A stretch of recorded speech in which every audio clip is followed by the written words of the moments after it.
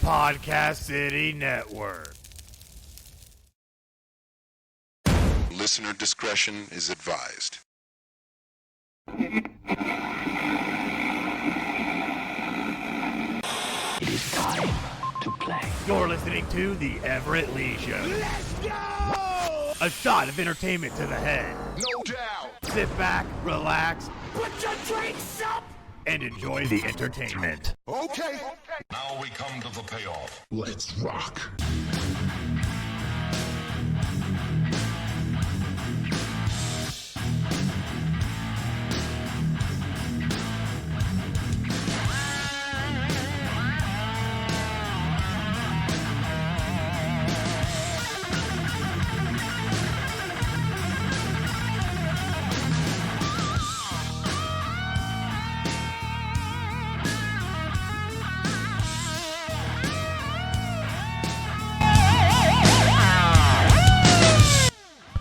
Welcome, everyone, to the Everett Lee Show podcast, Slammin Thursday edition of the Everett Lee Show. I am the Everett Lee. Tonight, WWE discussion, NXT discussion, AEW, and much, much more wrestling discussion right here on your Slammin Thursday edition of the Everett Lee Show. And tonight, joining me, as always, is my co-host for Slammin Thursdays. He was my co-host on the Deleted Wrestling Podcast, which I pulled the plug on after 12 episodes. So therefore, the new format of the Everett Lee Show every Thursday night right here at 9 p.m. on twitch.tv/the Everett Lee. And we are live right now on podbeam.com on the Everett Lee Show.podbeam.com. I want to welcome my co-host. He is none other than the Chris Rose. How you doing, Chris? I'm doing all right, man. How about you? How is your Thursday night going? I'll tell you how it'd go. If I had just this here, Drinking a little bit of the bubbly. I think I'd feel a lot better, you know? Yeah, we all would. Yeah. Would.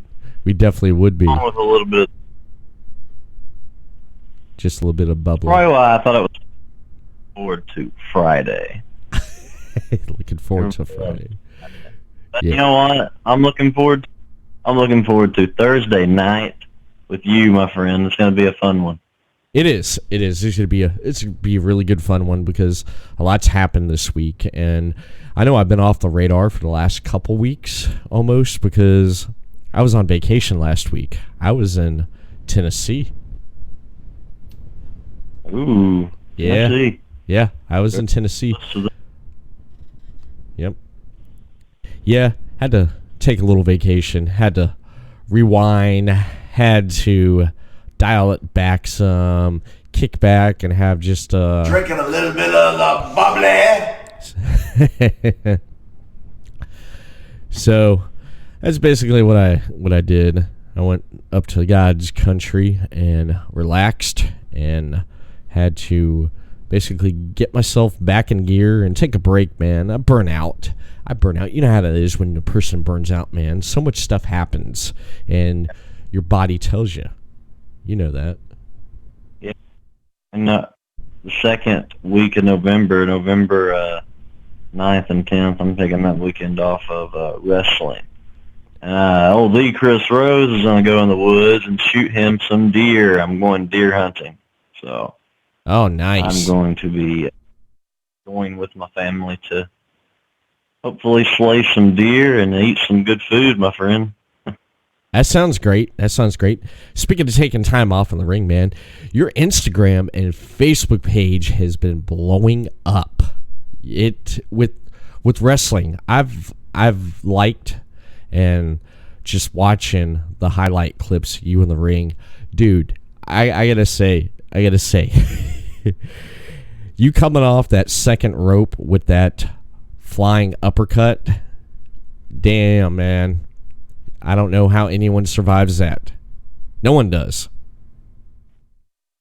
No. You'll see them with ice around their neck or around their chest where I deliver it. Yeah.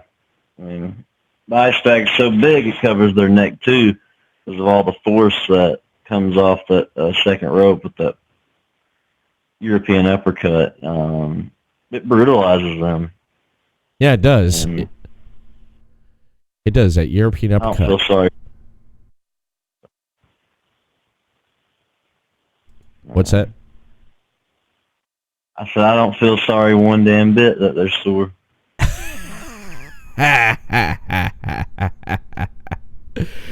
Oh, there's nothing wrong with that, man. Nothing wrong with that. It's been a good time here lately wrestling. It's been a good time watching the business. I'm having a lot of fun. Right now in wrestling. I'm having a great time. Well, of course, that's what it's about, And, man. you know, building my social media accounts has been fun. It takes away from a lot of stuff, but I wouldn't have it any other way. I'm a wrestler, and I love it.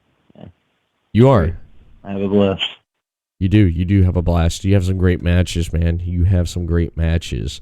And anyone wants to check out The Chris Rose, head over to his Facebook page, The Chris Rose. You can also look at Kentucky's Own Wrestling. There's highlight clips of The Chris Rose and matches and highlight clips, even on your Instagram. What's your Instagram account again? C Rose Wrestler 20, all one word. No, it's all lowercase. So follow me on Instagram. I put everything, all the Chris Rose on there, clips and photos of myself, and if you're lucky, you'll see Chris Rose outside of a wrestling ring on Instagram, which is good to look at as well. Head on over to Instagram and check out the Chris Rose. Yeah, definitely check him out, man. Definitely check it out. If you're on Instagram, check out the Chris Rose because he puts a lot of content up on his social media, and it's really great to see the clips and highlights of you in the ring in action, man. And what do you got going on here lately? Do you have anything going on this weekend or next weekend? Yeah, for sure. Sunday, the Chris Rose versus Frankie Swamp Tower in the 2 out of 3 falls match at WCCW. One of my biggest matches this year by far. He has one win on me, which was say was controversial because the Chris Rose got pinned, and Everett, that does not happen. And I got a rematch, of course, because I'm the Chris Rose. Yeah, I beat him with the move you love so much, Mr. Elliott, the middle rope European uppercut. I tell you, man, it was barely breathing after it. It's just a dominant move right now. It's going to take over the wrestling world. It is. Which led to me, getting really hot-headed like I do and attacking him after I beat him. And the little general manager up there at WCCW, I don't want to mention his name because he disgusts me. I was supposed to have that night off. But he put me in a 2 out of 3 falls with Frankie Swamp Tower. But, since then I come to realization that we are going to put on a show. It's going to be a barn burner.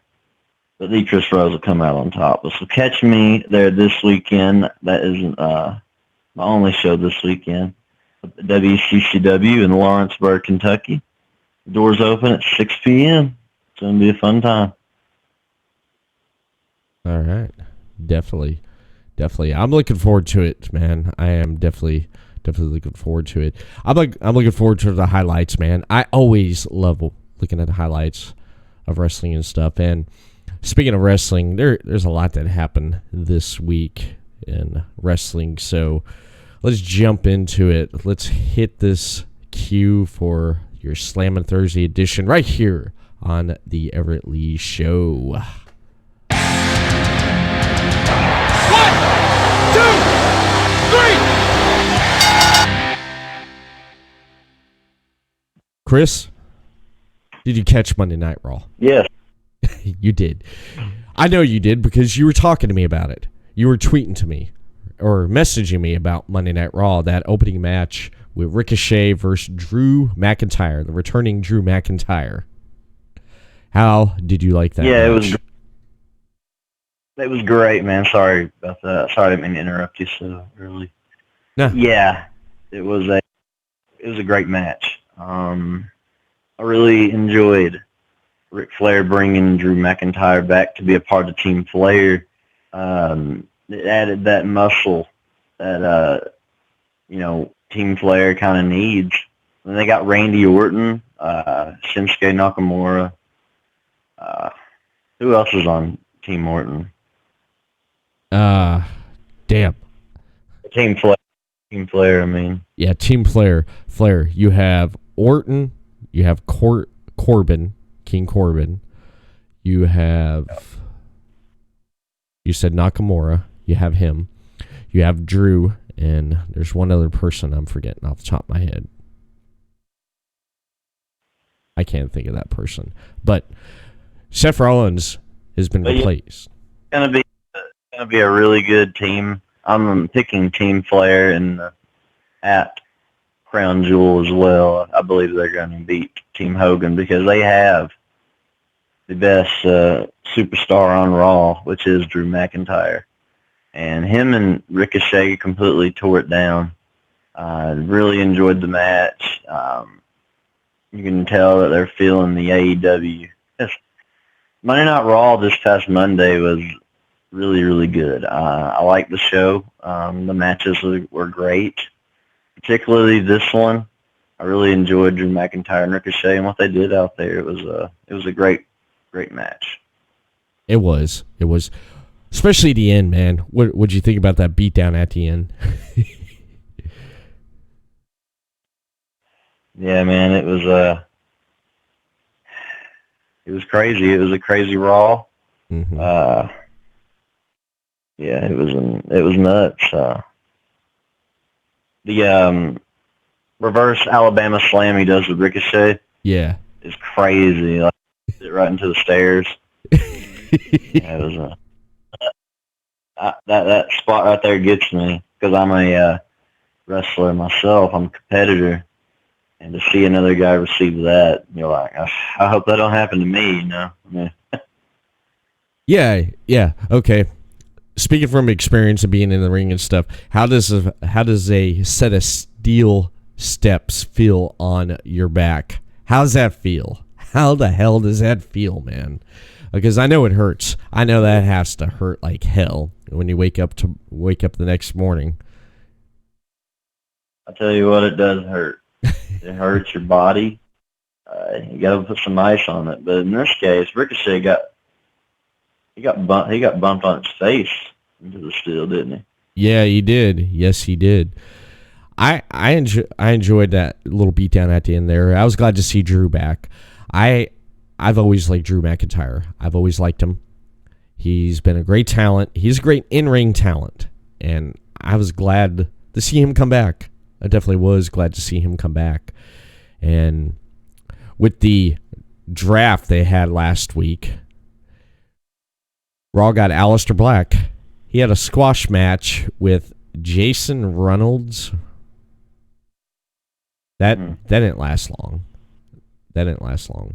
No, this is clearly a move to, make Aleister Black look strong, which they should. He's a great competitor on Monday Night Raw as well. Mm-hmm. A future Universal Champion, in my opinion. Aleister Black is probably my second favorite on Raw right now. As far as the draft is concerned, I think Drew McIntyre and Aleister Black are up there at the top two, in my opinion. Yeah. That's my opinion, though. Okay. But, he got over. He his running knee strikes and kicks are great. The Black Mass is a tremendous finisher. Aleister Black's going to be a force to be reckoned with on Monday Night Raw for sure. Yeah, he is. And he's on the same brand with his wife, who also got drafted to Raw with Andrade. Yes, Andrade. I don't know why I'm going to call him Andrea. Or just be glad I'm not calling him Adrian. We're not going the Rocky route there. But, yeah. On this podcast, you've all called Andrade that. It's crazy. It's just like a thing on here now. I'll call him Andrea. Okay, pretty much I'm just like... Here's Johnny! How about that?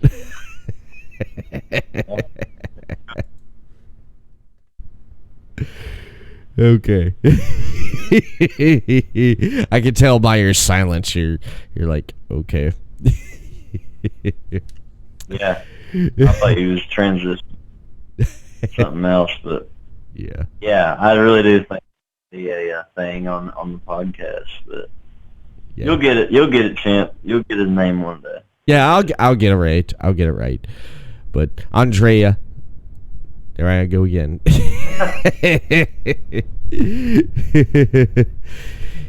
He's on Monday Night Raw now, and he had a match with the returning Sin Cara, which was pretty good. It was funny how I was reading the comments on Twitter about, they're like, hey, that at least that light's not on. Like they used to have that light when he'd wrestle. At least it wasn't the... That was for the original Sin Cara back in 2011. This is a different Sin Cara than that one was. Yeah, that was a... they was trying to do something different, but man, it just didn't work out the way they wanted it to with the original Sin Cara. He was messing up a lot of moves and just didn't do well. But this new Sin Cara was pretty good, and ever since then, his best stuff was the Lucha Dragons.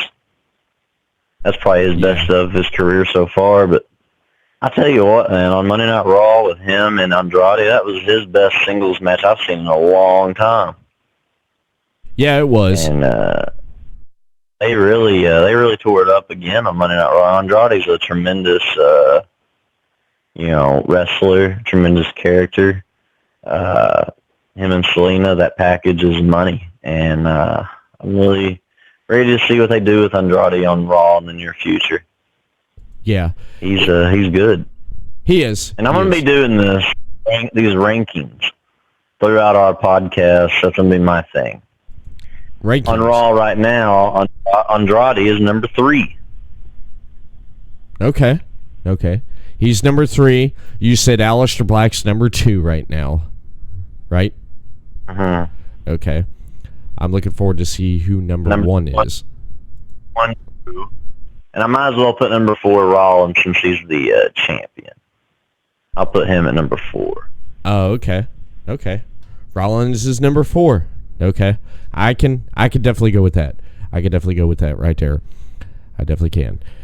But yeah, they but yeah, back to that match, Andrade and Sin Cara did great. They did. And they're pretty much familiar with each other. You can tell too. This ain't the first time they've wrestled each other in a ring. You can tell that. Yeah. Definitely the longest they've ever wrestled, and they kind of let Sin Cara actually do some stuff. Because usually he's in a squash match here lately. Yeah. It wasn't like that one day.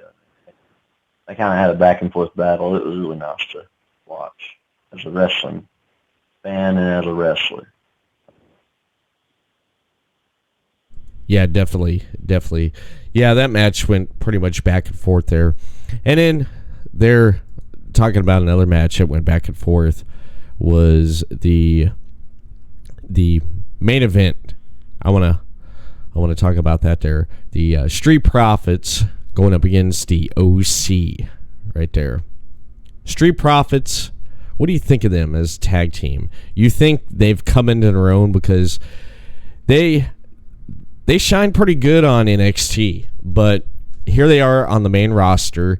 You didn't see much from them for months, and then now you finally get to see them in action. What do you think about the Street Profits as a dominant or really good tag team in general for Monday Night Raw? Oh, they're going to be they're already money. Vince McMahon's obviously high on them because they've been on Monday Night Raw for a while now, even as the NXT Tag Team Champions. Yeah, definitely. They have the personality, they have the ability in the ring. They connect with the crowd. You want people in those roles that can connect with the crowd. I always shit on the New Day on the show, but yeah, the reality is connect with the crowd. They do. And but I'm not the judge on the wrestling. Everybody else is, and they like the New Day. It's not an I like. I'm sorry, but they connect with the crowd. They do. The Street Profits connect with the crowd. People love them. They're a really good tag team. It showed. I mean, they're working in there with some good guys with the OC, AJ Styles, like Carl Anderson, Luke Gallows. All three guys have been around the business a long time. And that's pretty good. Pretty good match. Pretty good tag team match on Raw. I mean, Vince McMahon, their debut wrestling match on Raw was the main event. I mean, that tells you how highly they think of them. Yeah, because what new team could actually main event on Monday Night Raw? I mean, come on. They did great. The one thing. They didn't. What's that? I said the Heavy Machinery have been on SmackDown and Raw for a while, and they was a new team at one point, and they have not main evented any show. Yeah. Yeah. A few more that haven't, and now Street Profits just even the clubs never main evented a Raw, and here comes the Street Profits main event in the Raw. I mean, they're going to be something to mess with. I mean, they're a really good tag team. Yeah. I enjoyed Kevin Owens out as the third man. That was great, Mm-hmm. Kevin doing promos with the Street Profits would be something to see because Kevin Owens has got the gift of gab too. Yeah. He's really good on the mic. Really excited to see what the Street Profits and Kevin Owens, number 5 on the rankings. I hope they do some good in the near future for the brand. Yeah. Kevin Owens, that run-in right there. Oh, man. I wish they would have did something a little bit better than just having him run in like that. They should have set it up somehow. He just comes out of there out of nowhere. I did like how he gave AJ the stunner, and it looks like you're going to build something on that right there because Owens and AJ, they can have a good match. They've had great matches, and they could build on that right there. Yeah. But I felt that they should have just did something. By introducing him, like the OC, the Street Profits should have said, well, you know what? Well, since we're, we got an equalizer with us, or we got a third man with us, and that third man is going to be backing us up tonight. And when they should have mentioned that, but all of a sudden Kevin Owens comes out of nowhere, and then it was great, but just the setup, the delivery. That was one of the problems I had on Monday Night Raw. The second problem was the Rusev and Bobby Lashley segment. Yeah, this is definitely Vince McMahon has his hands on this one. Yeah. He's done it in the past. Yeah, this is nuts. But also, I think Rusev and Bobby Lashley would have a heck of a match together. Yeah. And over like Rover with the crowd, of course she is. I mean, look at her. I think this is at first I didn't like it, but right now I do. I mean, it's a storyline. I'm excited to see what they do with it, though. Yeah. Yeah. I am too. I'm interested in seeing what they do with that too, because they delivered it strong in the beginning, Chris. They delivered it strong in the beginning. The Rusev and Bobby Lashley. They delivered it strong. The thing I didn't like was, I mean, well, they set it up. You had Rusev, looking at the Titantron of Bobby and Lana sitting there, and after the segment, them at the restaurant, Rusev's like, I'm going to go deliver them how I feel in person. So it's like, okay, yeah, you got me hyped up. Okay, I'm ready for this, man. I'm ready for this. He's going to come in there in that restaurant. They're going to brawl. They're going to fight all over the restaurant and stuff. Stuff's going to be flying. It's going to be great. What do we get? We get a Rusev coming in all quiet. And before he can do anything, he gets separated from Bobby. And what the hell is with Bobby putting his little arms up? Or not little arms, but you know what I'm talking about? That just got me. That just got me right there. I felt they could have delivered a great segment, but they fell flat on it like that. I wanted to see brawling. I wanted to see what would happen, man. I definitely wanted to see that. I'd like to see them brawl all the way into the kitchen, pots and pans flying and stuff. Creative dropped the ball on that, man. That's just how I felt about that segment. Yeah, that would have been, extra sizzle on it right there.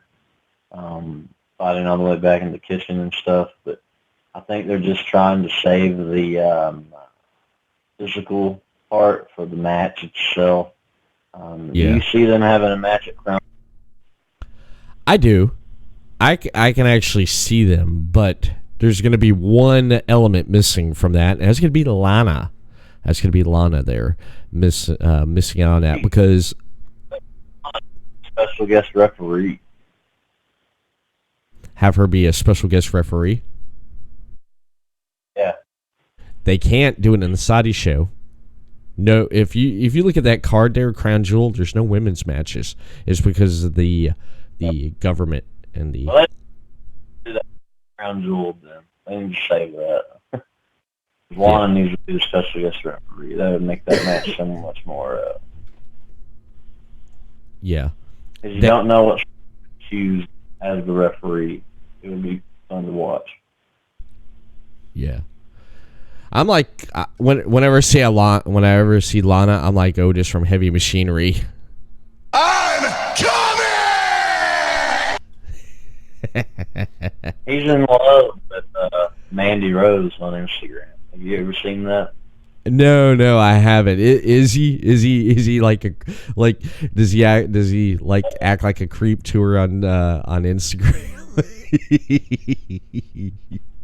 Pictures of her all the time, and it's funny, man. You need to read the description after he does it. It's hilarious. It seems like he'd be a nice guy. Yeah, I wanna mention Chris. Shout out to Jeremy 2323 saying what's up, and he says Twitch hates me. LOL. I guess he was having problems with the Twitch app, but thanks for tuning in here tonight on the Slammin Thursday edition of the Everett Lee Show with Everett Lee and the Chris Rose. Want to give a quick shout out to him and anyone listening on Podbeam Live, which we have one guy in already.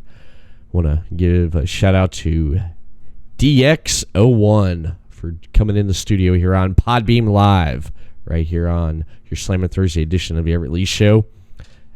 And we got quite a bit more to talk about here on this edition. Monday Night Raw on a scale 1 to 5. Give me a rating. I'd say 3.5. 3.5?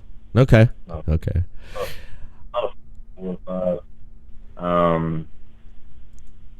Something that you missed in Monday Night Raw that I was wanting to mention. We don't have to go in full discussion if you don't want to, but Okay. Seth Rollins and Humberto Carrillo did awesome. I don't know. I think I butchered his name, but Yeah. they really that was a really good match. You enjoyed that? Probably my favorite match. Yeah, I did. That was great. I liked that. He was on 205 Live. I never did catch any of his action on 205 Live. Did you? With him on there? Me neither. But I didn't either. this match, I mean, I liked it. You liked it. It was great. Rollins came off like a heel in there. He definitely came off like a heel wrestler in there. And Yeah. That's why I enjoyed it, because I actually preferred Seth Rollins / Tyler Black as a heel. Really? I think he's a lot better. I think Seth is a lot better at being a bad guy heel. He's really the 2015 run he had with the WWE Championship was awesome. When he had matches with John Cena, he had a match with Sting, Roman Reigns, Dean Ambrose, Kane. And it was a really good run he had as a champion. I really enjoyed watching Raw at that time. It was great. Yeah. And this match on Raw this past Monday was awesome. I really enjoyed it. Good back and forth battle. It showed that the kid had guts against the Universal Champion. I'm really excited to see in the future what he does, because that's how you debut someone right there. Yeah. And they did a good job. That's great. It is. It was a great match. It was especially how Rollins acted and what he did and stuff. But yeah, I definitely agree right there. So Monday Night Raw for me, you gave it a 3.5. You gave it a 3.5. I'm gonna have to give it a 2 because they didn't deliver on the Rusev Bobby Lashley part. If they delivered on that, I would have liked that. I would give it a little bit more, but that's what I'm gonna stick with right there on the ranking there. Now, your power ranking that you mentioned earlier for Monday Night Raw on the talent, your wrestlers. What's your power ranking for your favorites right there? WWE Raw. I want to make a switch because it feels wrong to me to put Rollins number 4 when he's the champion. So Rollins is number 1. Drew McIntyre number 2. Number 3. Number 5 was Kevin Owens. Number 3 was Andrade. And I forgot number 4.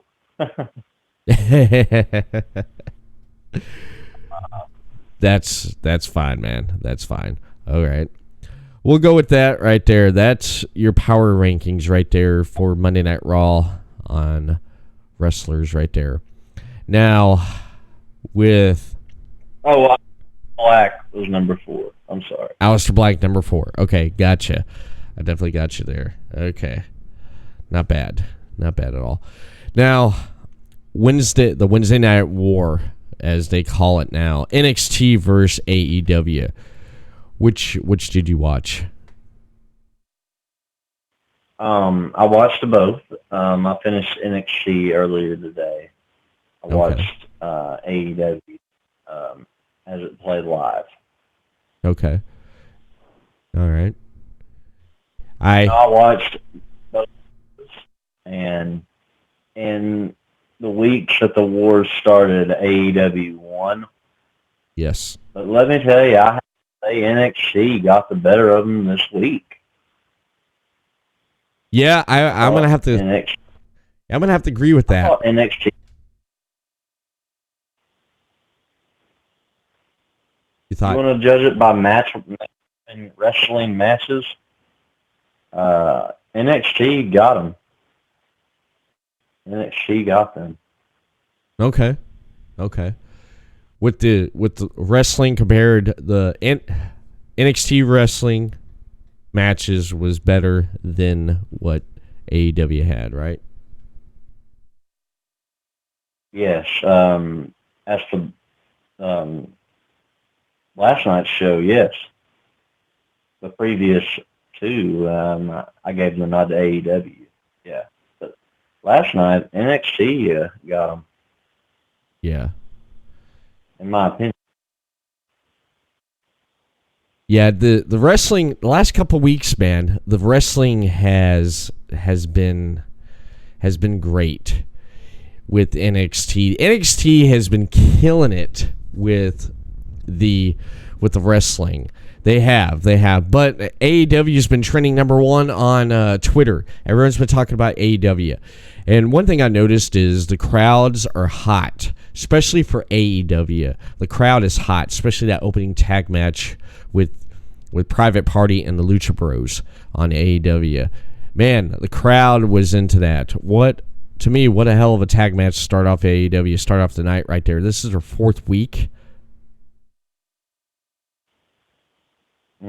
Yeah, Private Party's a heck of a tag team. They're going to be big money as well in AEW in the near future. Yeah. It was a great match between the Lucha Bros. I gave that it's a 4.5 star match, 5-star match. Yeah. Definitely the Private Party's best match in AEW so far. Probably the second was the Young Bucks match they had last week. I enjoyed this match. Private Party and Luchasaurus, those two teams are my favorite. Yeah. In AEW. I'm really excited to see what happens in the near future with the Private Party. I am too. I expected them to go over last night. I expected them to go over the Lucha Bros. I expected that, and it didn't happen. I like the Lucha Bros, but Private Party, god dang, man. Those two do some crazy shit. They do. I have the connected crowd as well. And, the Lucha Brothers do too. AEW's tag teams are really, really good. They have a lot of good tag teams. Yeah. Their division's going to be sweet. It's going to be tough. It's going to be a lot of great quality matches. It's going to be good to see what Lucha Brothers does in the next round against SCU. We'll have to wait and see, buddy. It's going to be a good one. Yeah, definitely. And that story right there with the Lucha Bros and SCU taking out Christopher Daniels, that right there, that's pretty good because you didn't expect that last week when SCU comes out and then Christopher Daniels gets taken out by the Lucha Bros, which I thought was really great. Really great right there. Great story. Christopher Daniels, I know he's going to get back at him when he comes back from injury. Then, talking about it, they're basically trying to wrap up the tag tournament. I could see that. Now, we did get a promo for someone who's going to be coming soon to AEW, which is, I forget his name, man. Shit. I can't believe Low. You know what I'm talking about, right? I'm sorry. They did a promo package video. Yeah. Debuting Superstar. He will be debuting very, very soon. I forgot his... trying to look it up right now. Yeah, I have me too. honestly, I've never heard of this guy either. Yeah.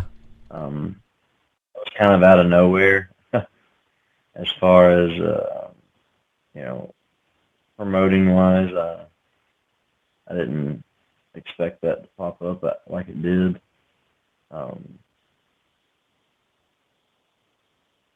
But we'll see what happens in the near future. I'm sure we'll hear from this guy again.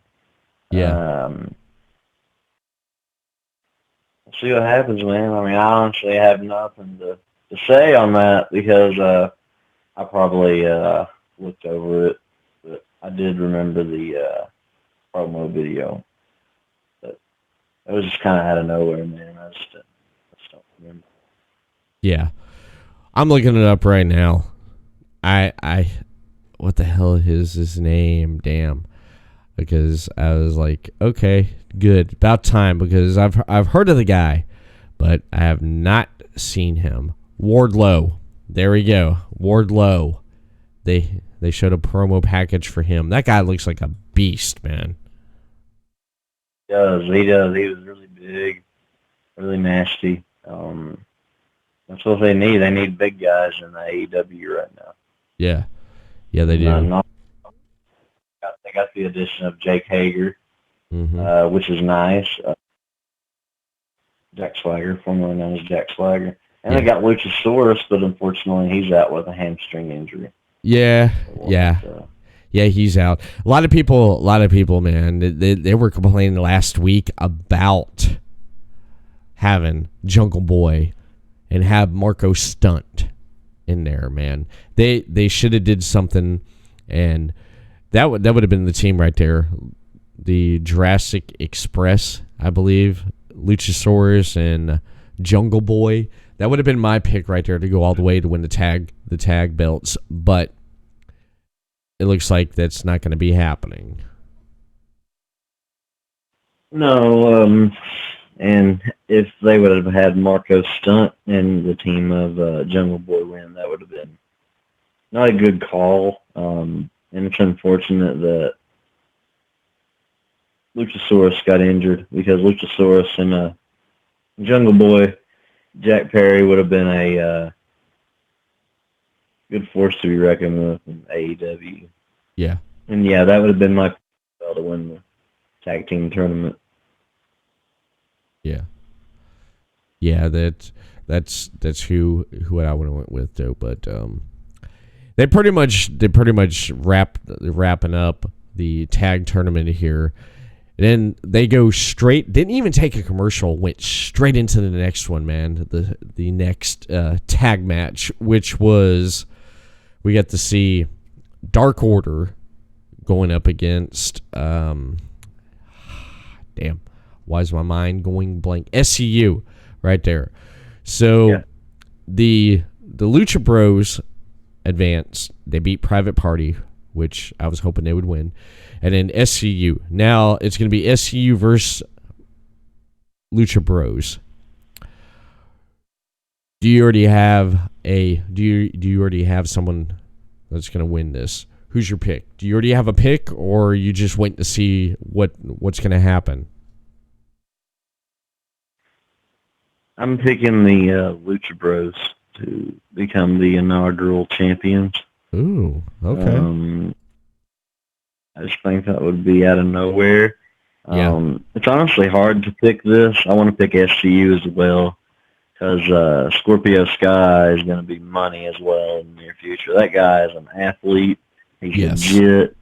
He's a phenomenal wrestler. Really excited to see what he does in the near future. Mm-hmm. But my pick for this one is going to be the Lucha Brothers. I think the crowd connects with them a little better than SCU, but you know what? It could go either way. My pick's going to be Lucha Brothers on this one. And SCU and Dark Order's tag team match was pretty good, but I can just tell right now the crowd that could care less about the Dark Order. Yeah. Until they start doing their crazy double team moves, Uh-huh. you can do all the moves you want, but if that crowd don't care about you, they will not react on anything you do. No. And Dark Order barely gets any reaction, and their whole debut was snake bit from the moment they arrived, because when I was watching Double or Nothing, I saw the lights go out during the Best Friends match. They beat Angelico and Jack Evans, and the lights went out, and then the Dark Order appeared in the ring, and I was like, who are these guys? Yeah. I've never seen them, and the crowd acted the same way. So their whole debut, I mean, if AEW has done something wrong, the first thing is these guys. And I don't know if it's their fault or not. This is how they was.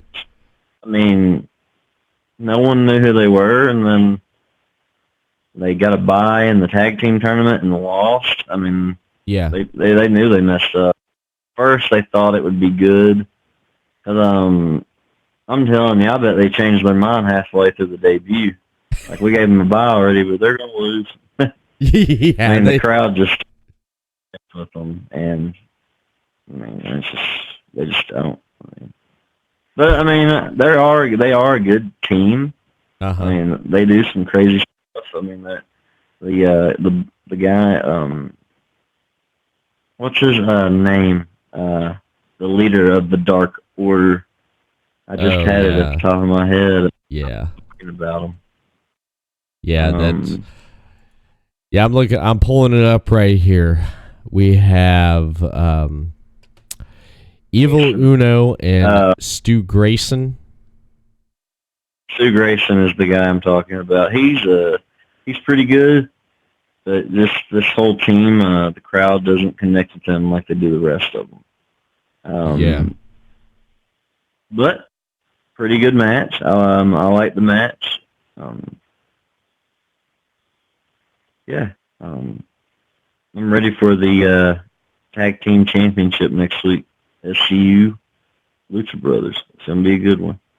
Yeah, it's gonna be a great one. You know, Dark Order. They were known as Super Smash Brothers, but they had to change their name to Dark Order because the Super Smash Brothers, the name's already owned by Nintendo, so they can't use that name. So they had to change the name because they would have had a lawsuit right there at AEW. That would have been great. That would not have been great for this new promotion to have a lawsuit with a video game, a big known video game company, because you name your tag team after a popular video game.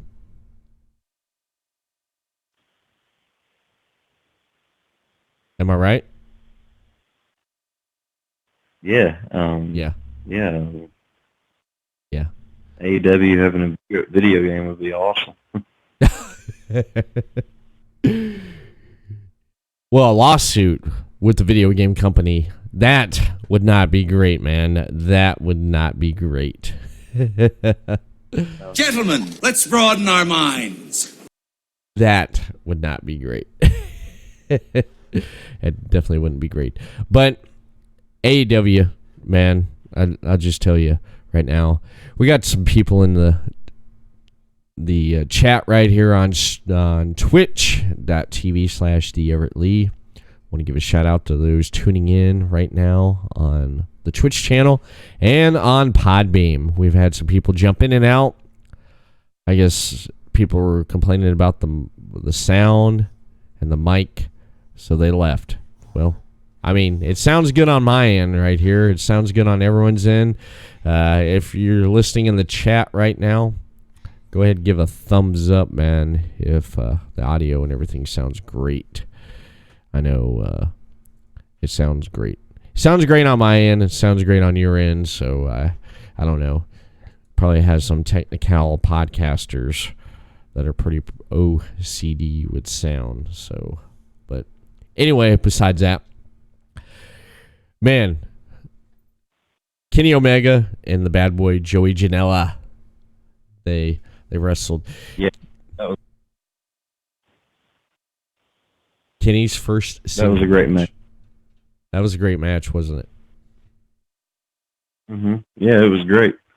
I really enjoyed it. I liked it better than their match they had on AEW Dark. I thought Omega and Janela had a back and forth battle. it really showed that, in my eyes, that Janela is more than a hardcore deathmatch wrestler. He can really bring it, and he brought it with Kenny Omega. They had a lot of good back and forth. It was a good back and forth match. Kenny Omega's V triggers was on point. I really loved those. He didn't back down. The bad boy didn't back down, but Omega came out on top. Yep. Really enjoyed the match. It was great. It was a great match. It definitely was. Let me ask you, what do you call Kenny Omega's finisher? His finisher, is it one winged or one wing angel? Is it one wing angel? One winged angel, yeah. Okay. I know the announcers the commentary had a problem with pronouncing it, because I think Excalibur called it one winged and JR called it one winged or one winged, and went back and forth with it and stuff. And the commentary, man, what are your thoughts on this commentary team? We got JR, you got Tony Schiavone, and then you got Excalibur. That's awesome. That's the best announced team in wrestling right now. I agree. You can't go wrong with Tony Schiavone or Jim Ross, and Excalibur's great too.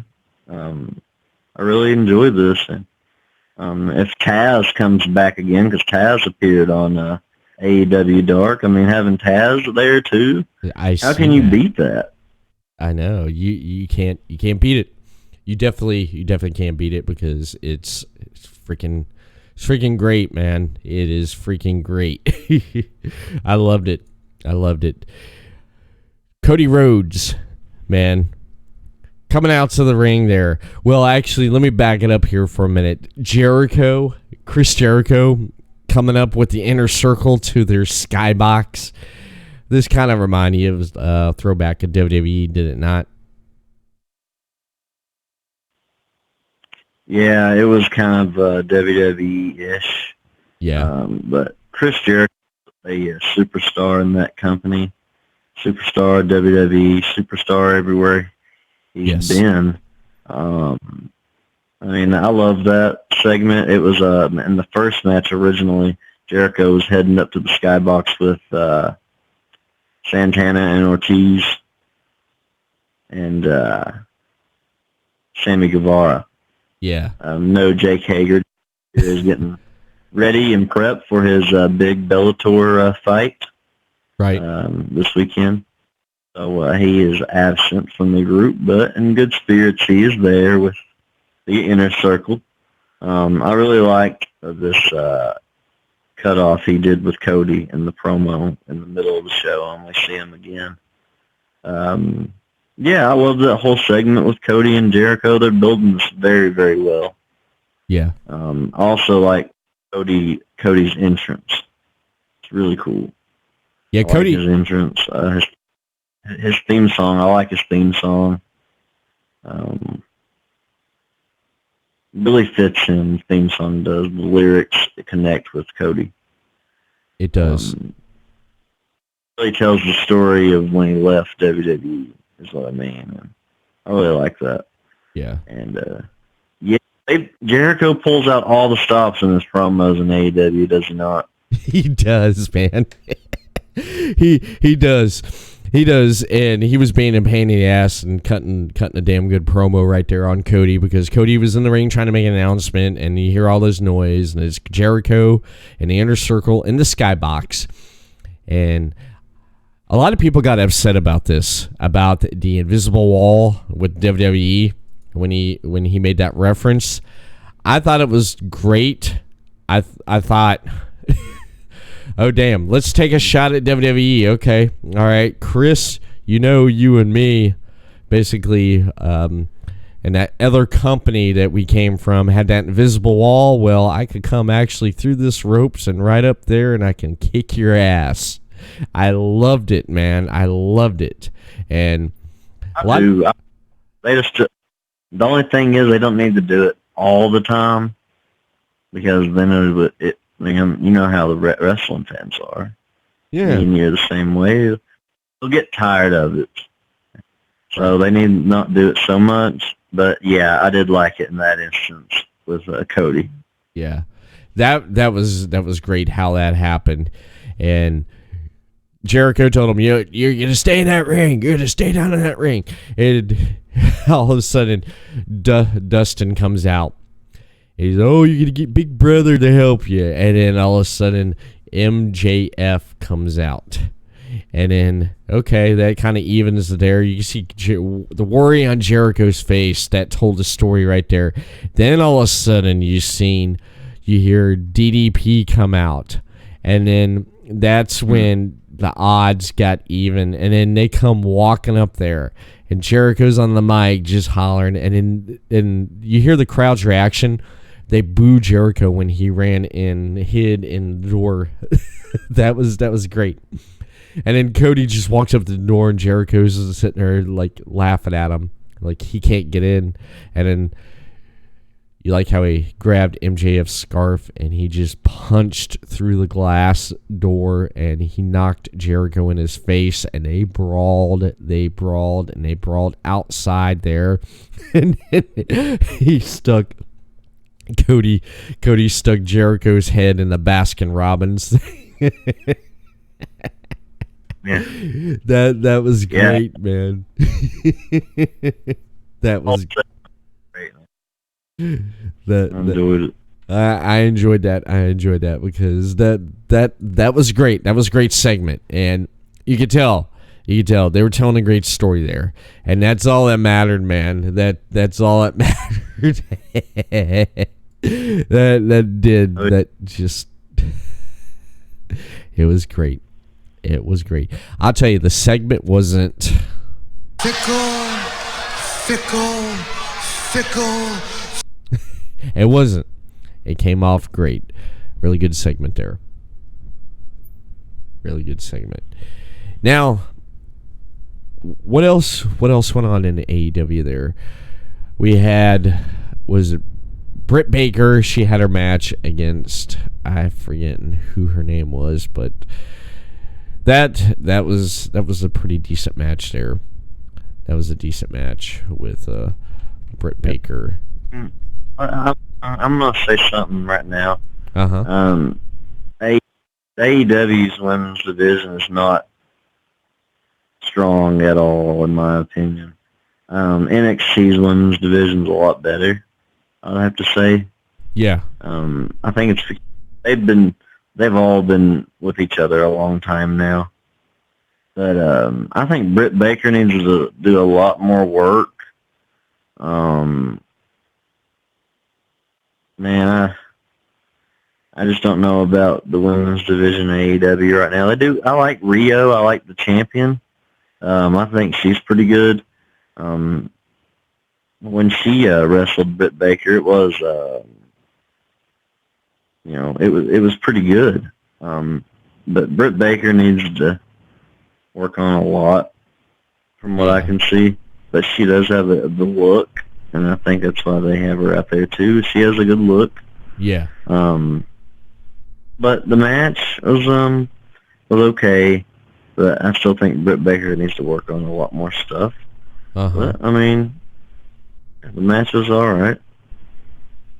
Yeah. Yeah, they got a pretty good roster here of women. I'm looking at the roster right here. Penelope Ford, she's part of the women's division. She was on that first episode of AEW Dark.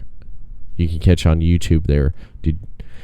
She was that's the only time she hasn't been on TV yet. I mean, has Levy Bates, was she on TV yet? I can't remember. The only women we've seen is Nyla Rose, Rio, Britt Baker. I think that's about it. Yeah. I mean, we haven't seen a lot of women wrestle on TV yet. I mean, right. We're covering the Wednesday Night Dynamite. I mean, there was some women on previous with Double or Nothing, Fight for the Fallen, and all of that. But as far as on TV, there has not been many. Nah, there hasn't, there hasn't, and I agree right there. There really hasn't been much or really any, but NXT. I mean, you have you want to like talk about the women's division at NXT. I mean, that opening match they had with who the hell was it? It was Bianca Belair, and she came from NXT UK. Who? Rhea Ripley versus Bianca Belair. Okay. Yeah, that was pretty damn good. That was a pretty damn good opening match right there. And I agree. I think the women's division is much stronger in NXT compared to what AEW does, though. But AEW, they still got time, man. They still got time to introduce this talent they have that you've seen already most of. But yeah, definitely. But yeah, the Young Bucks, they went up against Best Friends. That was pretty decent right there, and their entrance is pretty good with the Bucks with the boom, flying out there and stuff. Man, that's pretty great. That is. Yeah, I like the Best Friends and Young Bucks. That was the Best Friends best match in AEW so far, in my opinion. That was a pretty good match. I enjoyed it. Yeah. I also like Orange Cassidy on the outside. I had my doubts about him when I first heard about him. Yeah. But I highly enjoy him. You do. He's really good, man. I do. I have to say, people make mistakes, and I made a mistake on dissing him in the beginning. But I think if the fans love it and they're behind it, man, I say go for it. I say push this guy to the moon. Yeah, he's gonna be money for AEW. Yeah, he is. I know Jim Cornette can't stand him. He calls them pockets. Yeah. Yeah, Jim Cornette doesn't like a lot of things, and in AEW he doesn't. Nah, that's probably why half, or pretty much all of AEW has pretty much banned him. And I mean, he went crazy last week, talking about Marco Stunt. I mean, I listened to that right there. It's Cornette. Cornette's going to tell it like it is. He likes it. He's going to say he likes it. If he don't like it, he don't like it. And people, they don't know how to take Cornette. And that's just, his opinion is different from yours or mine. And people just get all bent out of shape about it. I respect his opinion. I listen to his podcast every week. There's some stuff I disagree with him on, but I do respect his opinion, Oh yeah, definitely. I'm right there with you. on that. Couldn't agree much more. But I just with the Young Bucks and the Best Friends and Orange Cassidy, that was pretty good. That was a pretty good tag match. And then the final match that ended in a no contest. Jon Moxley and, would you call him Pac or Pac? Pac. That right there ended in no contest. And at the end with Dean Ambrose delivering the dirty deeds right there. Did I just call him Dean Ambrose? Yes, I did. I still see that, man. Jon Moxley. Yeah, he delivered the paradigm shift. That's the new name. God. What the hell, man? What the hell? What? God damn. And honestly, they didn't leave these guys a lot of time to have a match. AEW style match, they didn't leave them a lot of time. No. we gotta get more out of this. But Yeah. we'll see what happens. I mean, both guys are superstars, both ex-WWE guys. Yeah. A lot of eyes on them, especially John Moxley. He's a real popular superstar now. Oh, yeah, of course. Being kind of reinvented himself and has done really good. Not my favorite match of the night, but I enjoyed it. It was great. It was great. I agree with you right there. It was great. The way it ended, it reminded me of these old Mid-South wrestling. That's what it reminded me of, an old Mid-South, because you've ever watched old Mid-South wrestling where the announcer gets in, the ring announcer's in the ring, and he's like, this match is set for one fall with a 15-minute time limit. Over in the right corner right here in the black trunks, weighing in at so-and-so pounds, Haystack Calhoun, and then over on the left in the gray trunks, and you get that. And then I've seen old Mid-South where you would have a match would play out for the rest of TV time. And I even seen some basically keep going on after TV time, and in no contest. That's how this felt, and I thought it was a great way, because it's not going to be done, and they do. The wins or loss means something, and both these guys ain't going to take a loss, not unless they have to, and I believe that's the route they're going right there. Oh yeah. Yeah. Yeah, both guys look strong, and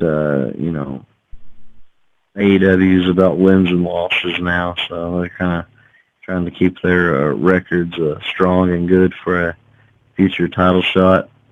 But yeah, these guys are superstars. They're going to do good things for the company. They are. On a scale 1 to 5, AEW this week. 4.5. 4.5. Yeah, I'm gonna have to. I'm definitely gonna have to give it a.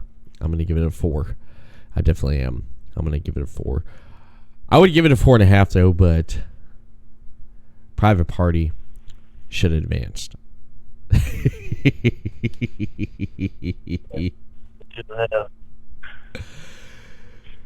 That right there is why.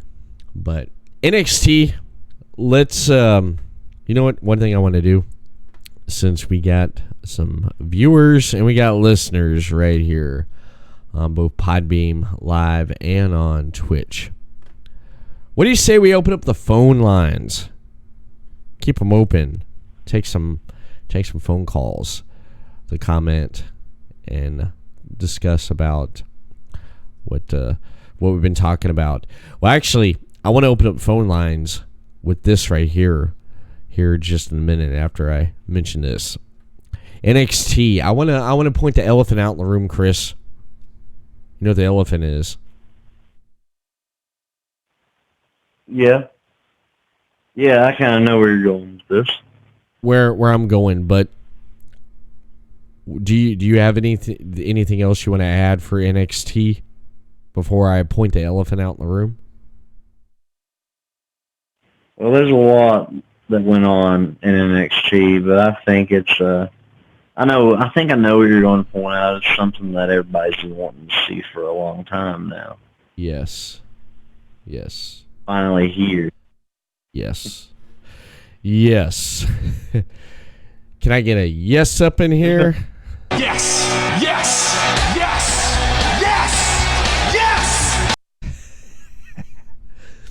Well, The elephant. should we cover? Should we cover? Or you say cover the rest of the show? Yeah. Or do you want to reveal?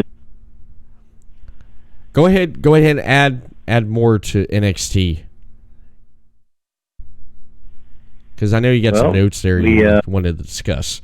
So we'll go ahead. We'll go ahead and discuss that before we address the elephant out of the room. The first match, Rhea Ripley and Bianca Belair, was great. Really showed that Rhea Ripley belongs in this division instead of the main roster. I think she'll thrive in this one. Future star, Rhea Ripley is. Excited to see her work. Io Shirai is someone who's been at her heels for a little while now. Yeah. Since Rhea Ripley at NXT. I believe they'll have some real good matches together. I got to be honest with you. I watched their debut episode on USA and didn't watch another one until last night.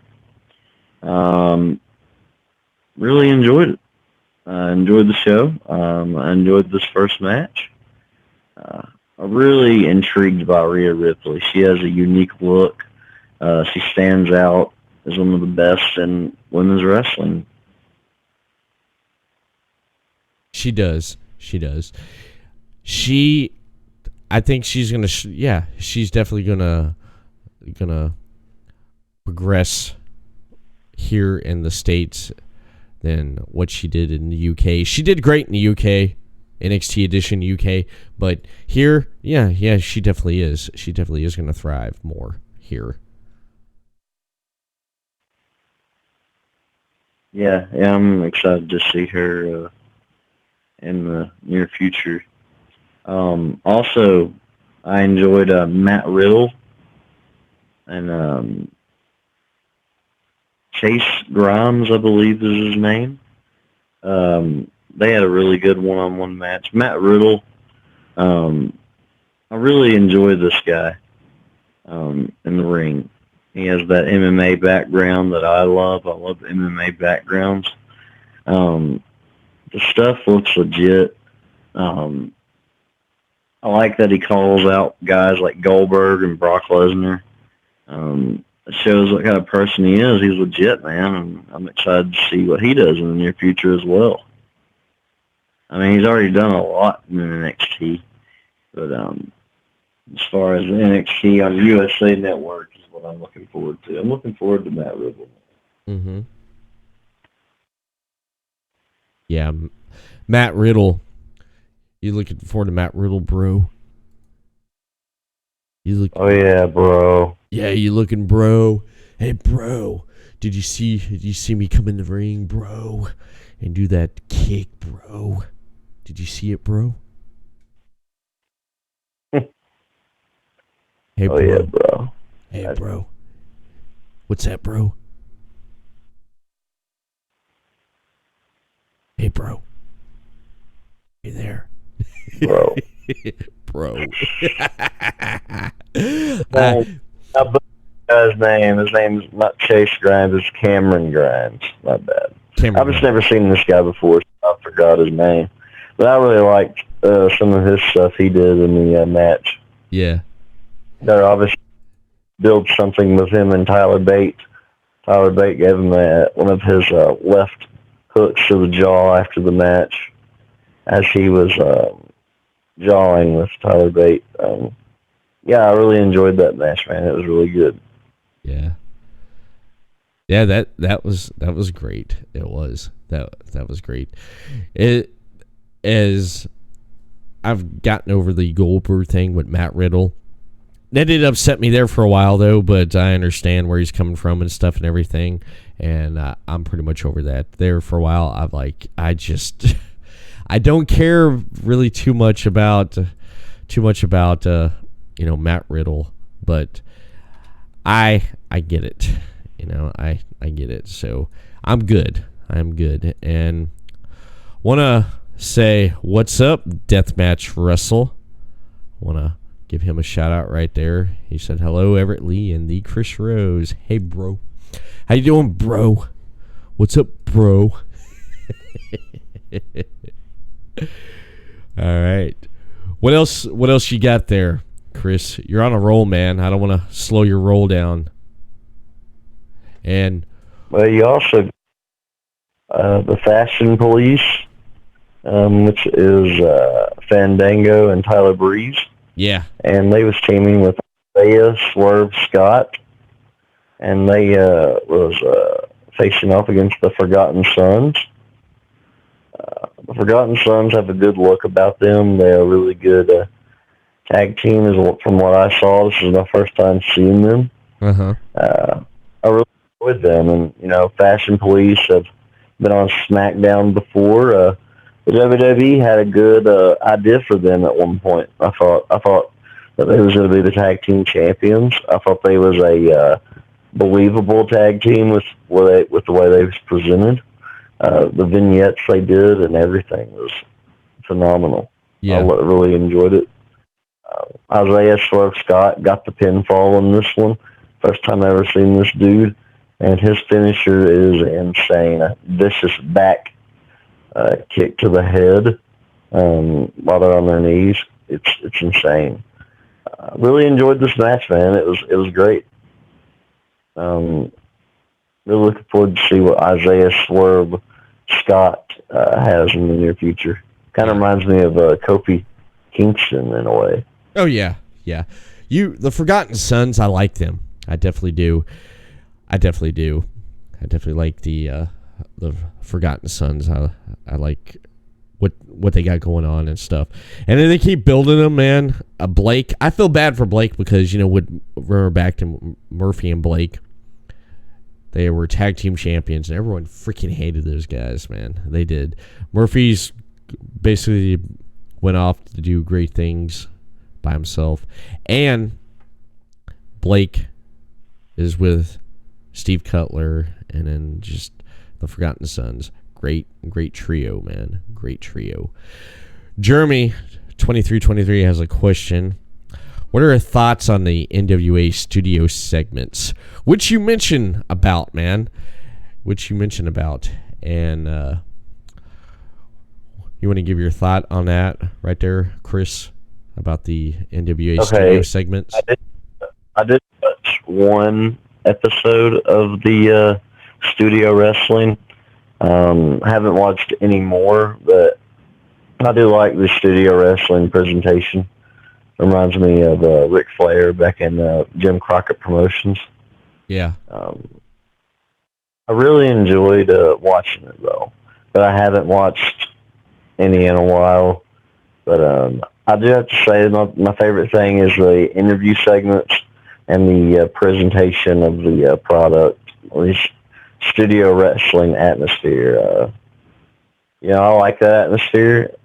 Not as much as a stadium, but I recommend it to anybody to check it out.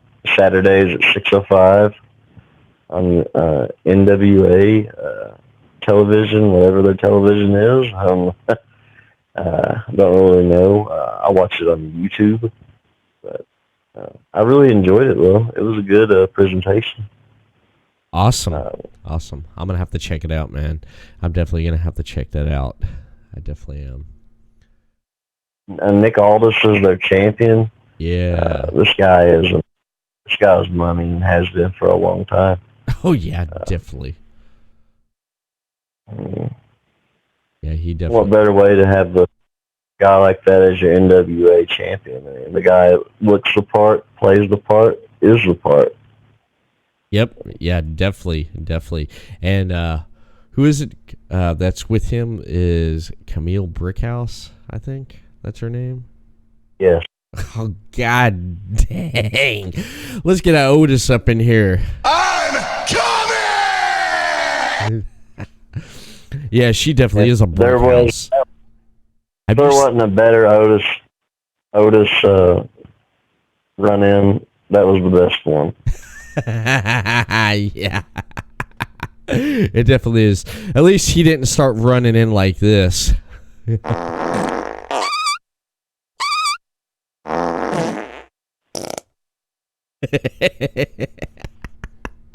Come on, really? Oh, damn. I'm sorry, but we're going off the rails just a bit here. But yeah, I'm definitely gonna have to check out NWA's the NWA segment right there. the NWA studio. Now, one thing I want to say, yeah, the Forgotten Sons, great. Now, the triple threat match with the North American Championship, freaking Keith Lee and Dijak. I still call him from his ROH days, Donovic Dijak and Roderick Strong. What do you think about that triple threat right there? I loved it. At the beginning, Roderick Strong was trying to show he didn't back down from the super heavyweight giants. They eventually got the best of him. Keith Lee is a very athletic big man. He's going to be money for the company in the near future. Dominic Dijovic. Yes. He's going to be money as well. He's a real tall guy with a good look. Looking forward to see what he does in the near future for NXT. Roderick Strong came out on top, letting the big men fight. Saw his opportunity, got the cover, and 1, 2, 3. Best match of both shows, AEW and NXT. This is the best match. Yes. It definitely is. Keith Lee, I mean, what a powerhouse. And yeah, Roderick Strong. This is what I like about triple threats. Someone comes in and they capitalize on someone who does all the work. Roderick did it. Typical. You know, you would have or wouldn't expect that. 1, 2, 3, he retains his title. You're like, really? Come on. All right. But the elephant in the room, the rest of Undisputed Era come out there and they congratulate him and everything. And it's like, yeah, I mean, Undisputed Era, they got all the gold, man. They got the, as, what do you say? That old saying right there is like, they got all the stroke in the room, baby. They got all the stroke right now. The Undisputed Era, they got all the stroke. They got the gold, baby. They are the men. Woo! Woo! Right now, would you agree? They do. They got all the gold. They're a great stable, and they're a strong stable. They're the best stable in WWE right now, in my opinion. Yeah, definitely. And Super King 87, yeah, we mentioned that just a little bit ago right there, the Omega versus Joey Janela, yeah, and then the dark match, and then what was on TV this week. Yeah, I mean, I definitely agree right there. But yeah, if you're gonna watch one match from AEW, when you go look up that one. It's a good one. It's a good match. Joey Janela, Kenny Omega. Yeah, really showed that Joey Janela could wrestle and not do just hardcore matches. It was really refreshing and great to see. Yeah, it was. It definitely was. It definitely was. Tommaso Ciampa is back after neck surgery. It's great to see him back, and he wants his championship back, Chris. He wants his championship back, the one that he never lost, the one that he had to relinquish because of injury. And he makes his way to the ring, and he's in the ring, and then of course you got his the love-hate relationship there with Mr. Johnny Wrestling. Johnny Gargano comes out, and then you're like, okay, and the crowd started chanting DIY, and then I'm sitting there thinking why this is going on. Okay, so more people's going to show up. It looks like they're going to probably start building for War Games. That's what I'm thinking. They're going to start building for War Games, man. That's what I think. They're going to start doing that right there.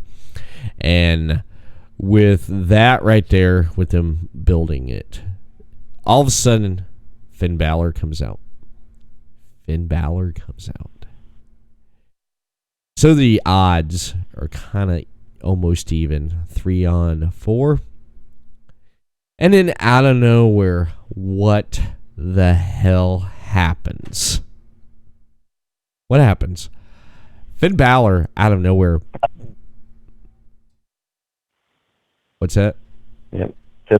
Finn Balor out of nowhere delivers a Pele kick to Gargano.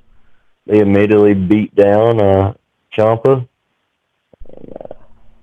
Adam Cole and Finn Balor kind of tease a handshake, try to tease, trying to process what happened. And, very heel-like, Finn Balor rolls out of the ring and attacks Gargano with a vicious running drop kick into the guardrail. That was insane. Really enjoyed the ending to this. And NXT needed it after AEW's won the past 2 weeks. Yeah. And they definitely delivered last night, NXT did. And I honestly don't think Finn Balor's joined their team yet because he didn't celebrate with them in the ring. Yeah. I think right now Finn Balor and Johnny Gargano are going to have a little bit of a back and forth thing in the near future. Yeah. Also, Ciampa as well. He'll probably feud with a member of the Undisputed Era. It's going to be really fun to see how this plays out next week. I'm really looking forward to it. Yeah, I definitely am. Now, since chat is alive and going on here on twitch.tv/the Everett Lee, and we've had some activity on Podbeam Live right now. If you want to listen besides using Twitch, you're more welcome to download the Podbeam app, create a username, and check out the Everett Lee when he goes live on Podbeam Live. It's a new format that I'm trying out tonight here on the Slammin Thursday edition of the Everett Lee Show. And I want to go ahead. I want to open up the phone lines, man. What do you say we open up these phone lines right now? Right there on the screen right there, ladies and gentlemen. 386-206-1595. I want to get your thoughts on Finn Balor's heel turn. That's what I want to get right now. So go ahead. You want to give us a call and give your thoughts on that? Right there's the number, 386-206-1595. Let Everett Lee and the Chris Rose know what you think and your thoughts about the Finn Balor heel turn. What are your thoughts about it? Do you think Undisputed Era or a new formation of the Bullet Club or what?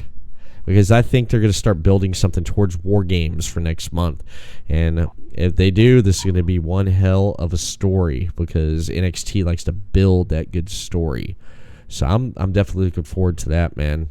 What do you think there? What's going through the Chris Rose's mind? I want to know. I'm going to pick your brain about that right there. Oh, I've been waiting for a Finn Balor heel turn for a very long time now. He's much better that way. There's certain people that, have that connection with the crowd, and he has that connection with the crowd. I'm really looking forward to see what this heel turn does in the near future. And eventually he will probably join the Undisputed Era. I don't know if it is right now or not. If it is right now, it's great. But I see right now him feuding with Gargano. And, yes, when War Games gets here, Finn Balor may be in the Undisputed Era's corner. I agree. I definitely agree. Super Kick 87 says in the chat he needs to join the club and do another Bullet Club type action. Speaking of Bullet Club, I'm glad you brought that up because did you see Carl Anderson's tweet to Finn Balor? No. He said, about time. About time, man. That's what he said. About time. So that's... Yeah. He's glad about that right there. I know a lot of people are glad about that, about Finn Balor joining But yeah, he's definitely glad about that right there. But damn, NXT scale 1 to 5. Give me a rating right there. A 5. NXT was a 5 out of 5. They delivered on every match. Really enjoyed the show. Really enjoyed it. That's great. It is. I'm gonna have to give it. I'm gonna give it a 4 out of 5 because for the fact that I pretty much would give it more of rating, but I felt like this week my favorite thing out of this week, out of from what we talked about already with Monday Night Raw to NXT to AEW, my favorite segment this week would have to be, out of all three of those right there, would have to be the Chris Jericho Cody Rhodes. I definitely like that. That would have to be my top segment right there. My number 2 would be Finn Balor turning heel. That right there would be my number 2. My number 3 top thing I liked about this week was the fact that the opening match on Monday Night Raw with Drew McIntyre and Ricochet. That right there. And those are my top 3 moments I enjoyed. If you had to pick 3 moments this week, what would be your top 3 moments? Or do you have a power ranking for this week for NXT? Top NXT stars, Adam Cole being number 1. Finn Balor, number 2. Dominique, what's his last name? Dijak. I'm still calling him by his old ROH name. I think I will. He's number 3. Tommaso Ciampa, number 4. And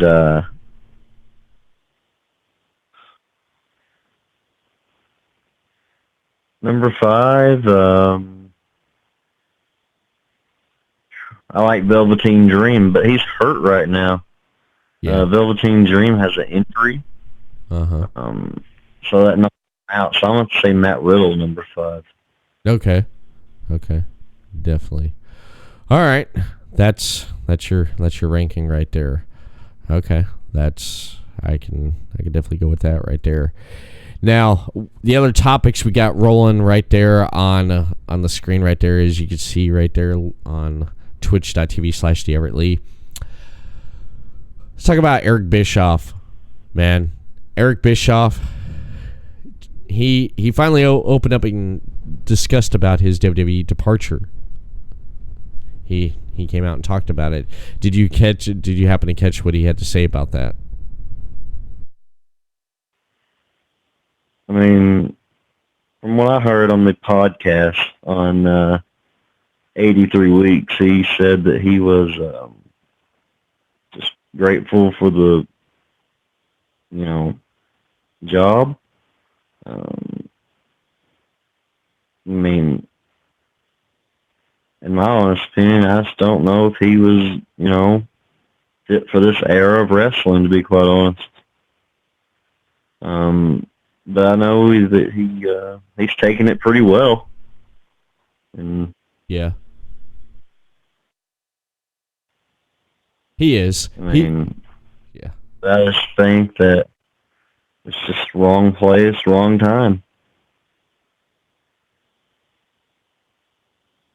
Yeah, just wrong place, wrong time. It just didn't work out though. But he had an opportunity, and there's so many factors that other stuff that happened that he's not going to talk about, and he pretty much, he praised everyone, giving him an opportunity. He knew it wasn't going to be long term, and he came in, and that's it. that's basically it. I'm glad he came out and said, hey, this is what happened, this is how I felt, and I'm thankful, all positive about this, which is great. And Bruce Pritchard is going to be amazing to see what he does. Hell, he actually, Bruce Pritchard's been already doing this stuff behind the scenes, man. Yep. You know? Yeah, he's already been doing this stuff, but I'm definitely glad that he came out and talked about it, and he opened up about it, and he addressed and shot down anything that was speculating going on about there, and that's one good thing I'm glad he did about that. I definitely am. But I mean, talking about WWE, talking about SmackDown. Let's talk about Randy Orton. His contract's coming up. Tick tock, tick tock. He put out there on Instagram, he was in an elevator, and it looked like a sign that said Elite Level, and he's looking, and he tagged a bunch of people. He hashtagged, he not hashtagged it, but he put in there, even put Cody and Chris Jericho in there. Tick tock, tick tock. Apparently, Randy Orton signed a 10-year deal back in 2009. And over the last 10 years, Orton has been wanting a lighter work schedule with WWE. And Orton's smart, because why not basically try to get more money out of WWE with a light schedule? You know they're going to shell it out there. He ain't going to go to AEW. You know that. I'd be shocked if he does, if Orton leaves. I don't think Randy Orton will ever leave the WWE. He is a WWE guy through and through. Yeah. I think he's just putting a bunch of hints out there and just having some rumbling about him. Yeah. I don't think Randy Orton will leave WWE. I think he respects AEW. I think he likes what AEW is doing. Who wouldn't? I know they're WWE guys, but they watch wrestling too. Yeah. Just like me and you. And I think Randy Orton likes AEW, but I definitely don't see him switching companies. WWE has treated him really, really well, and I don't think Randy Orton will be going there to AEW. No, I would be shocked if he did, because think about this, Randy Orton. What would his name be in AEW if he did go? If WWE's decided, we don't got nothing for you. You pretty much ain't gonna be doing much in AEW. So okay, go do your thing. And I think if he did go, I think they would work it out to where he'd be Randy Orton, because if he did go anywhere else and they called him by a different name, it wouldn't be the same, because everybody knows who that is. Yeah, or he's been around wrestling and has been a big name for a long time. Yeah, I think he'd be Randy. I don't see him going anyways. He owns his name, unlike another wrestler that's on the AEW roster who can't use that last name. That's crazy. I know. He cleared that up a while back ago, talking about it. He can do it. He can get his name back, but he just likes being called Cody. But instead of Randy Orton, I was sitting there thinking, okay, Randy Orton AEW, would they call him Randall Orton or Bob Orton? Bob Orton Jr. Yeah. There you go. What do you like, Randall or Bob Orton Jr.? I could get behind Bob Orton Jr., but that could be believable. But I think he'd be Randy Orton, to be quite honest with you. Yeah, Randy Orton. Okay. Yeah. Okay. He's smart. He knows what he's gonna do. He knows what he's gonna do. He's gonna get a payout though. But just think of the matches. Think of who he can go against in AEW there. Go up against Kenny Omega. go up against. Yes, that would be a good one. Yeah. The One Wing Angel versus RKO. That'd be a good one. Randy Orton go against Pac. Another former WWE. Moxley. Formerly known as Dean There's a Ambrose. lot of guys. Sammy Guevara. Jimmy Havoc. And it'd be a lot of talent to work with there. I mean, he could go back to working with Cody. Yeah. There's history there with him and Orton. Oh God, yeah. They would have a good match. Those two would. They definitely would. Yeah, there's quite a bit. There's quite a bit of history there. Yeah. And MJF versus RKO. Yeah. I mean, he can't go wrong there. Definitely can't go wrong there. Definitely can't. Speaking of AEW, and speaking of, would you consider AEW the minor leagues?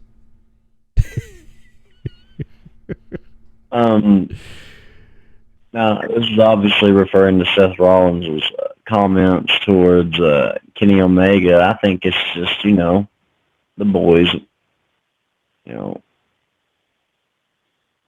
taking shots at each other. I mean, they're in a competition. Yeah. Seth Rollins, first of all, needs to remember that he came from the minor leagues before he got to WWE. Mm-hmm. But I don't know. I don't think this is Seth Rollins, quote unquote shooting on Kenny Omega, being in AEW. Right. I think it's just, talking those competitive trash. Being real competitive. AEW is not a minor league company. They're on a major television network, TNT. And Tony Khan's got the funds and resources, just like WWE does. Exactly. And that's where my stance is on that.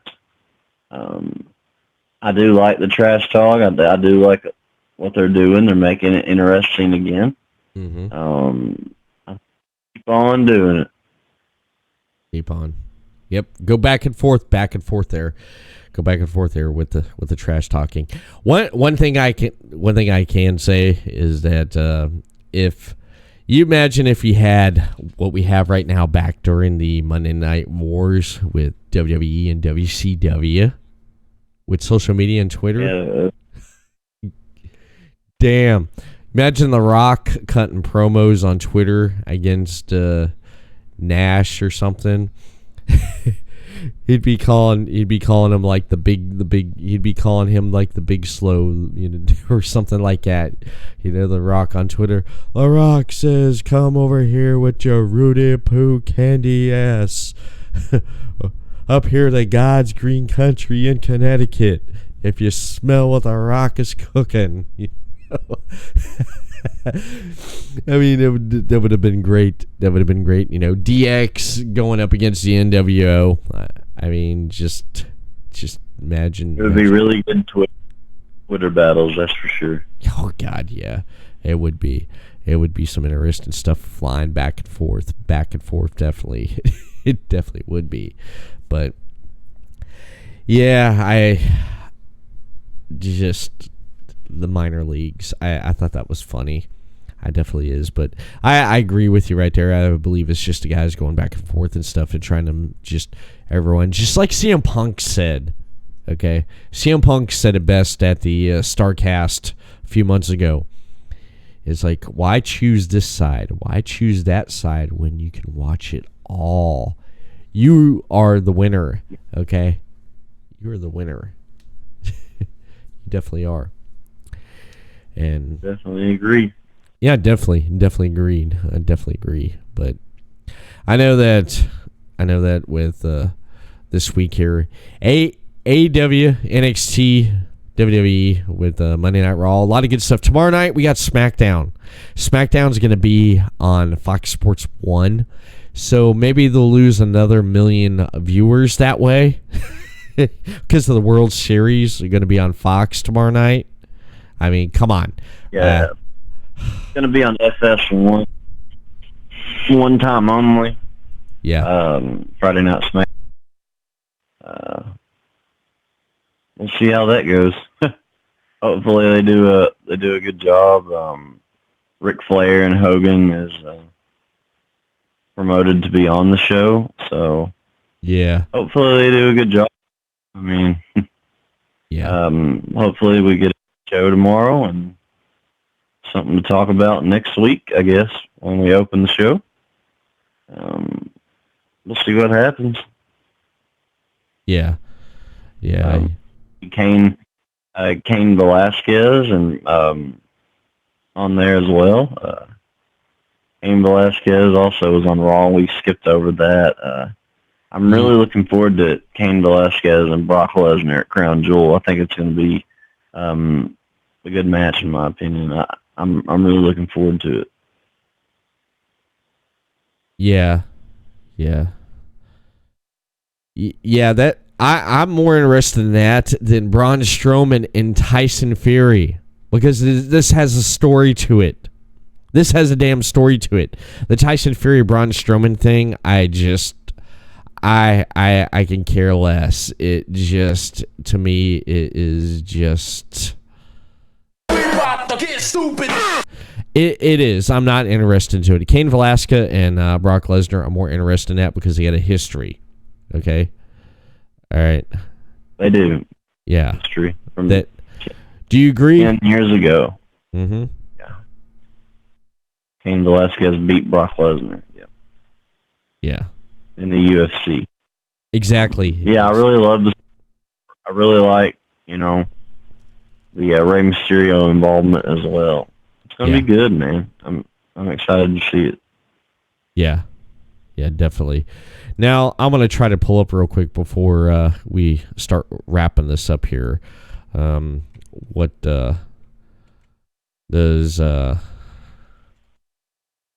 WWE have planned for tomorrow night, if they put anything out for tomorrow night for SmackDown? Did you hear anything? What's going on for SmackDown right now? No, I have not. I have not found out anything yet. I do know that Cain Velasquez will be there. Hogan and Flair will be on SmackDown. Okay. I'm looking up. I'm looking it up right here now. real quick. I'm on WWE.com right now. It looks like the Miz TV. He's gonna have Hogan and Flair on Miz TV, and it looks like the New Day is going to be taking on Dolph Ziggler and Robert Roode ahead of the largest tag team turmoil match at Crown Jewel tomorrow night. I'm picking Ziggler and Roode. There you go. I really enjoy this tag team. They're my favorite tag team in WWE. The two work great together. Their Clash of Styles connect. Really enjoy this tag team. Mm-hmm. Hopefully they win big in the tag team turmoil match at Crown Jewel as well. Yeah. Yeah, definitely. Now, that's pretty much what's going on right now for Friday Night SmackDown. Of course, like you said, Lesnar and Cain Velasquez will come face-to-face on tomorrow night. And then Miz TV is going to have Hogan and Flair. And then you got the tag match. That's all they got so far, so there'll be more to come right there. So, hopefully, SmackDown won't suck. That's my only thing. SmackDown is just, they're gonna lose another million viewers because they're on Fox Sports 1. I just want to mention about this. I'm gonna bitch and complain about this. I just want to do a little bit of bitching and moaning and bitching and bitching and bitching and bitching and bitching and bitching and bitching. Are you bitching? Okay. AEW debuts, 3 weeks ago. You figured for that week, WWE would step up their game on Raw and Fox. I mean, not Fox, SmackDown. And their pay-per-view to make you basically not even think about or utter the words AEW. Did they not do that? No. Or did they do that? No.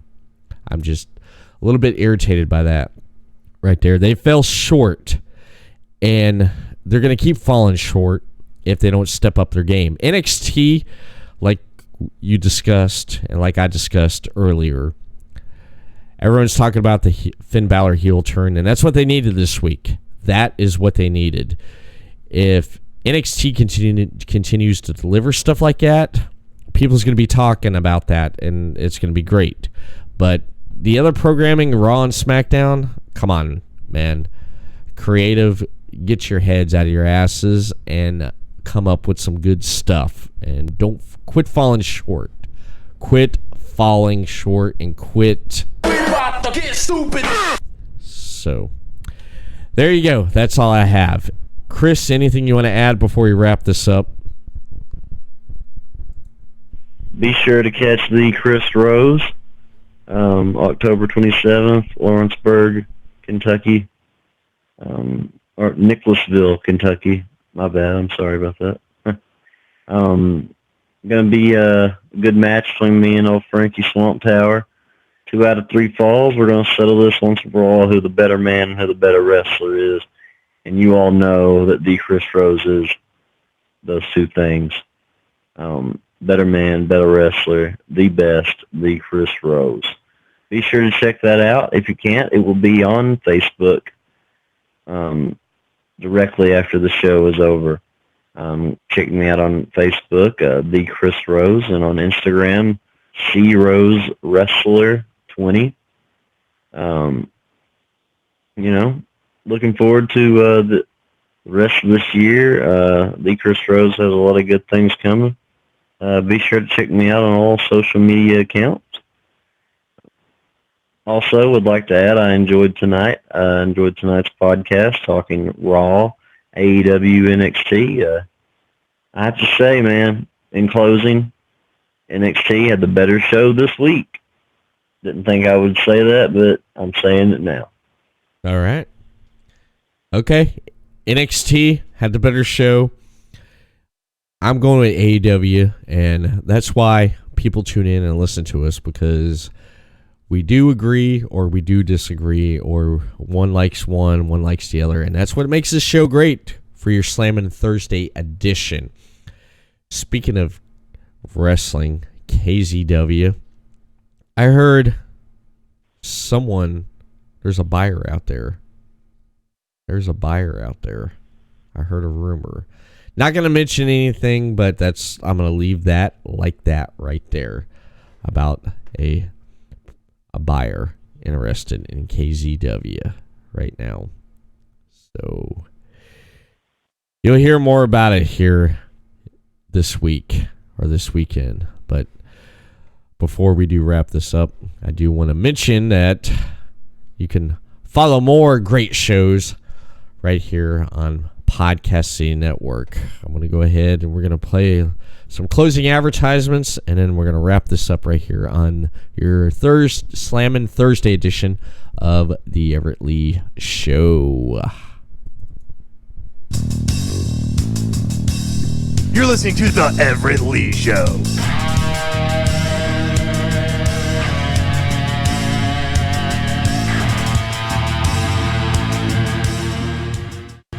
The following support and sponsor Podcast City Network.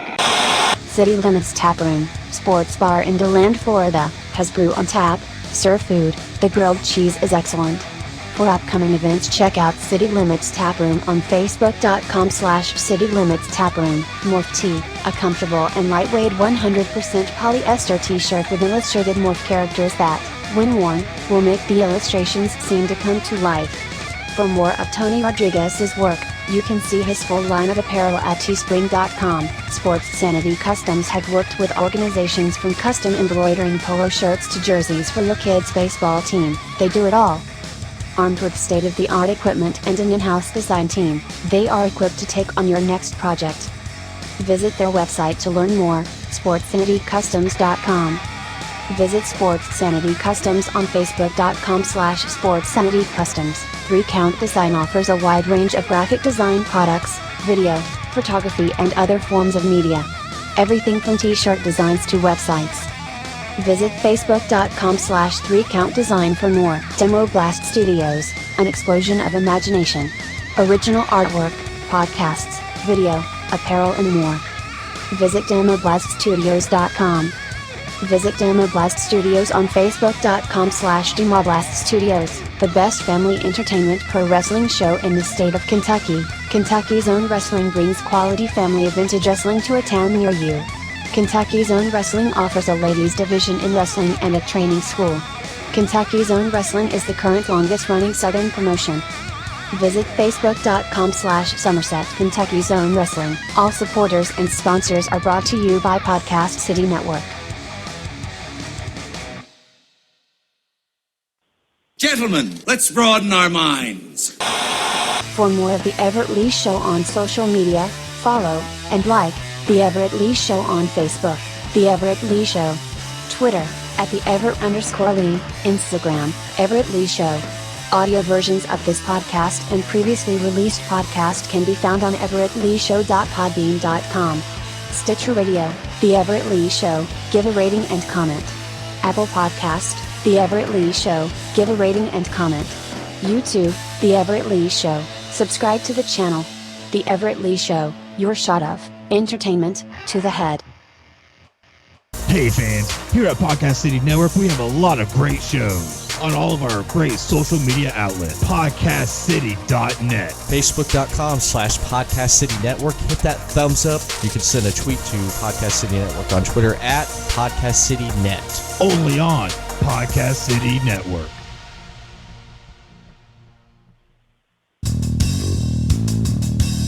You're listening to The Everett Lee Show.